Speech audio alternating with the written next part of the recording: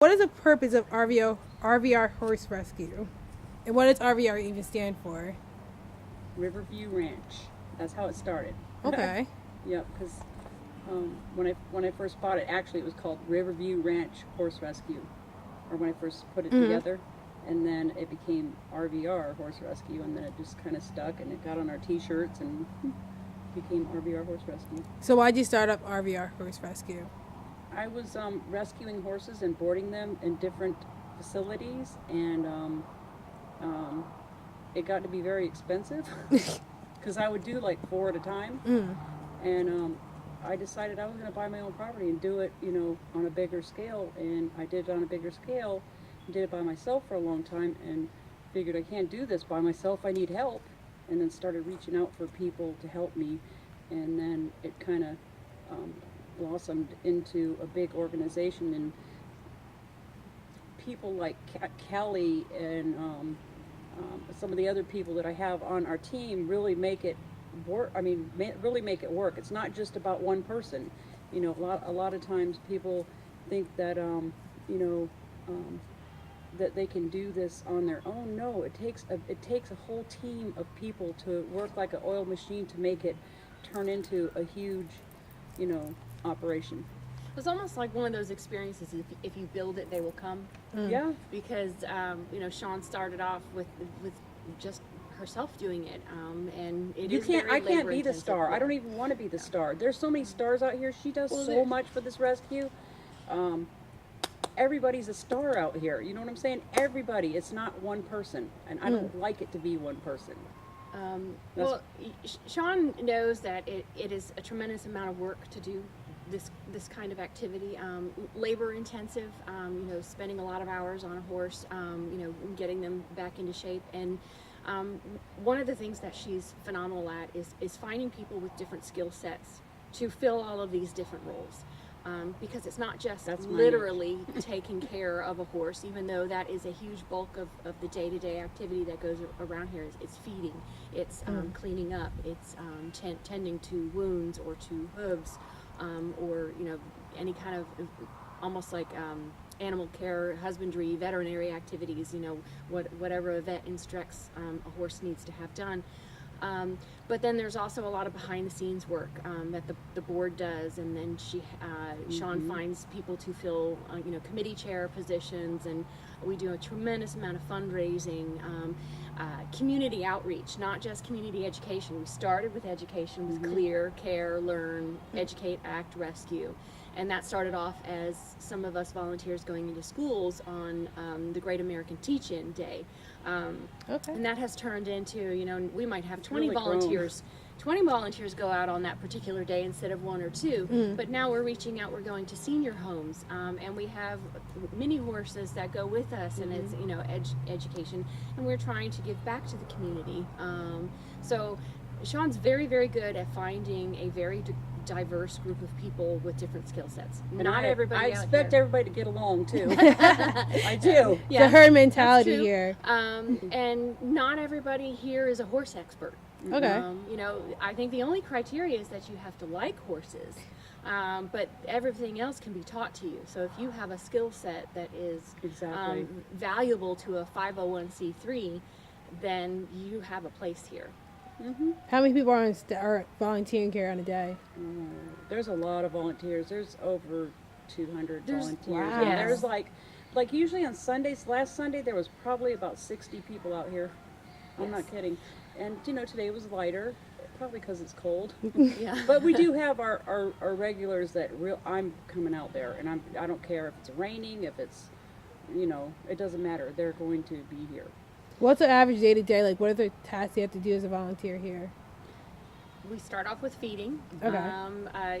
The breakfast is the first activity, and every horse gets their individualized diet, portion, what it is they're being fed. And then after we feed them, we'll distribute hay, make sure everyone has access to hay. A lot of times it's the big round bales, but we also have horses that have a particular kind of hay they get for either calorie or nutrient requirements.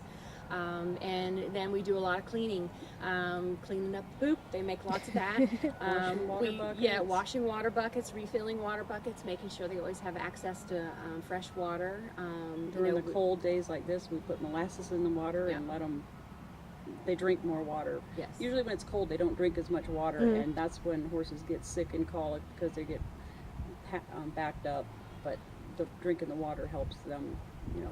Right. But we have anywhere from 2 to 8 generally that show up on a day-to-day basis that you can always count on. Yeah. And then the group of what we call core volunteers who are really here at least 1 or 2 days a week is about 40 people, I think. And then we have folks that come out once or twice a month, and then that gets us up into about 100. And then we also have our seasonal folks, people that come down for the winter, or then our students. They come out more in the summer when they're not in school. And when you get all of those folks in, plus the people who help us out on special occasions, we're up way over 200. So, and then we have our virtual volunteers. Those are folks who follow us on the website and Facebook, and our Facebook following is over 70,000 now. Yeah, and they So, share. Yeah, and they share. They get the word out. That's They amazing. donate, yes. So A lot of people involved. is RVR like basically people like a lot of horse passion, or like people who just have a lot of knowledge on horses? Both. Yeah, both. I mean, a lot of times people come out here and they've never ever been around horses. Right. And, you know, we just put them in the right spot so they don't get hurt, and then all of a sudden they learn, and then they fall in love, and they become a horse person. We have a lot of people who are just out here because they're animal lovers. And, you know, a lot of people do have a tremendous amount of horse experience, but you have an equal number of people who just came out. They wanted to see what we were about, and they fell in love with the place. I fall into that latter category. My background was in dog rescue. And even though I loved doing that, I kept wanting to keep all these dogs that I was fostering, and it got a little difficult. And I came out here one time with my kids, and it's just a very, very peaceful You can't take place. a bunch of horses home. Took one home, but you know, if you come out here, everybody shares their knowledge, and even if I only knew that I liked horses. That was my extent of horse knowledge, and people teach me things all the time. Now I've been here almost 5 years, and you know, I know a lot more. Yeah. There's still always something to learn, but there's room for everybody. Yes. And you're just passionate about horses. Like, did you grow up on a ranch or? Yes, I did. I grew up on a ranch in Texas, and we had cows and horses and stuff. And I remember, like, you know, waking up and they were rounding up cattle to castrate them and stuff. I just remember all those, you know, all that. I used to ride in the rodeos and stuff like that, and it just I just saw a lot of abuse and stuff, and I just love horses. They're majestic, and I think they're the most abused animals that there is. You know, they're like vehicles to people. People throw them away when they can't ride them anymore, instead of, you know, keeping them forever. Like our vice president on the board here, she has one that she's had since it was young, and he's what, 30? He's 30 this year. Yeah, I like people that do that. That's responsible to me. You know. So why do you think horses, like, because like I've looked up a statistic, and like wow, 1 in 4 like animal abuse cases had to involve a horse or livestock. Why do you think like horses are like overlooked by like, and like when it comes to like animal abuse and stuff like that? Like, because it's not animal. It's not the animal. They're not considered companion animals. No, they're not companion. They're livestock. You're allowed to like eat your livestock. Well, horses are a livestock, and it's. Well, I think what you just said about people not keeping their horses also plays a huge role in it.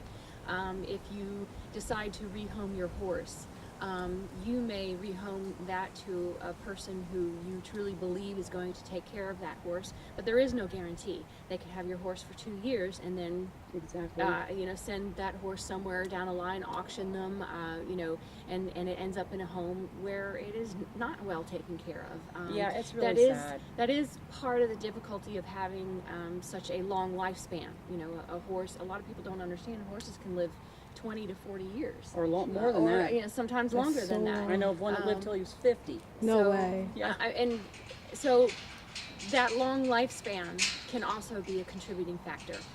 But the fact that they are livestock animals is a contributing factor as well. Yeah, you the can't laws, call animal control. You have to call the ag department. the sheriff department. And it depends on the ag departments in the county that you're in. Some ag departments really care about their animals. Some don't. What about Hillsborough County? They kind of strict I'm on. Oh, I hit a nerve. Let's get it popping. Yeah, that's a delicate subject. Yes, it is. There are priorities that each sheriff's department has, and they must weigh how they spend their time and their dollars.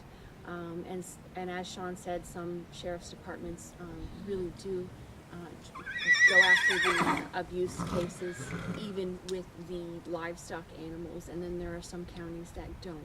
And sometimes it could be pretty political. I mean, don't know what the reasons are, but Are you guys actively trying to change legislation and like fight for more? we're trying to do things in the proper way, but it's not easy.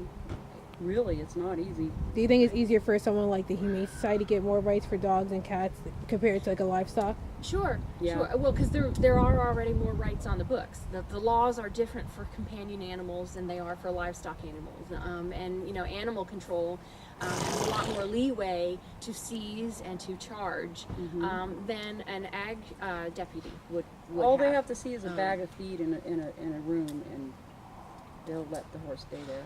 So, what's the most common type of a form of abuse for horses? Like Starvation. starvation, by like hoarding or something? Like, do they get? Could be a hoarding situation. It could be just a family that can't afford to feed them anymore. They can't even afford to feed themselves, but they don't do anything about it. They just let them starve in the backyard. Or How let 'em much eat is the tree bark? Jeez. You know? Sometimes it's cruelty. Sometimes you can see one horse that's fed well and one horse that's starving to death. But sometimes there's a fine line there when somebody can't feed their family and they don't do anything about that horse sitting in their backyard. To me, that's major cruelty. Yeah. You got to say something. You got to Yeah. do something.